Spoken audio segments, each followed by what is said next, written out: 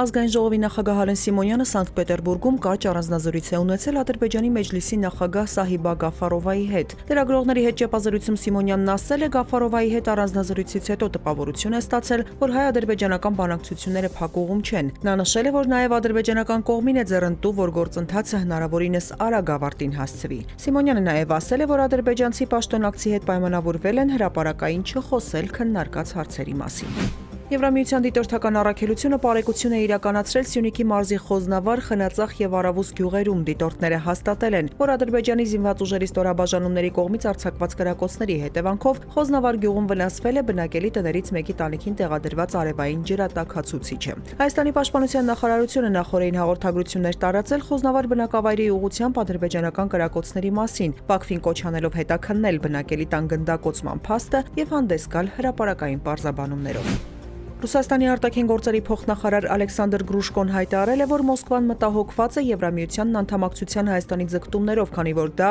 անհամատեղելի է Եվրասիական տնտեսական միությանը երկրի անդամակցության հետ։ Գրուշկոն ասել է, թե արևմտյան երկրները փորձում են Երևանին ներքաշել աշխարհաքաղաքական խաղի մեջ, փորձելով նրան պոկել Ռուսաստանից եւ այլ բնական դաշնակիցներից։ Պաշտոնյան նաև ընդգծել է, ռուսական կողմն այդ հարցը քննարկում է հայ գործընկերների հետ։ Քաղաքացիական պայմանագիր խմբակցությունը դեմ կքվեարկի Անդրանիկ Քոչարյանի մասնակցությամբ միջադեպի հարցով էթիկայի հանձնաժողով ստեղծելուն։ Լրագրողներին ասել է իշխող խմբակցության ղեկավար Հայկ Կոնջորյանը։ Նա միաժամանակ նշել է, որ ԿՊ-ն երկար ժամանակ է աշխատում է ազգային ժողովում էթիկայի մշտական հանձնաժողով ստեղծելու ուղղությամբ, որտեղ կքննարկվեն պատգամավորի էթիկային վերաբերող ամենատարբեր հարցեր։ Կոնջորյանը ընդդիմության համագործակցության հույս է հայտնել, նշելով, որ իրենց նաև ընդդիմության ձայներն են պետք լինելու։ Մոսկվան պատրաստ է քննարկել Ուկրաինայի նախագահ Վլադիմիր Զելենսկիի առաջարկը միմյանց քաղաքացիական ենթակառուցվածքների վրա հարձակումները դադարեցնելու վերաբերյալ։ Կրեմլի խոսնակ Դմիտրի Պիսկովը սակայն շեշտել է Մոսկվայի ու Կիևի միջև բանակցությունների կոնկրետ ծրագրեր այս պահին չկան։ Բանակցելու պատրաստակամության մասին Կիևի եւ Մոսկվայի հայտարարությունները հնչում են ԱՄՆ-ի նախազգուշացման ֆոնին։ Վաշինգտոնը կհրաժարվի միջնորդական ջանքերից, եթե կողմերը շարունակեն ձգձգել պատերազմը դադարեցնելու ուղղությամբ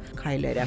Բազմաթիվ երկրներ պատրաստակամություն են հայտնել աշխատել Եվրամիության հուսալի առևտրային գործընկերների հետ այն բանից հետո, երբ ԱՄՆ նախագահ Դոնալդ Թրամփի մաքսատուրքերը հիմնովին փոխեցին աշխարհի շուկաները։ Պոլիտիկոյի հետ զրույցում այս մասին ասել է Եվրահանձնաժողովի նախագահ Ուրսուլա ֆոն դեր Լեյենը։ Նա նշել է, որ վերջին մի քանի շաբաթներին հանդիպումներ է անցկացրել մի շարք երկրների ղեկավարների հետ, որոնք ուժեղ հուսալի գործընկերներ են փնտրում։ Ֆոն դեր Լեյենի գնահատմամբ աշխարհակարգը փոփոխվում է ավելի խորապես, քան երբևէ սառապատերազմի ավարտից ի վեր, եւ նման ցնցումների ֆոնին ըստ նրա Եվրամիության նկատմամբ վստահությունն աճում է, այդ թվում համայնքի քաղաքացիների շրջանում։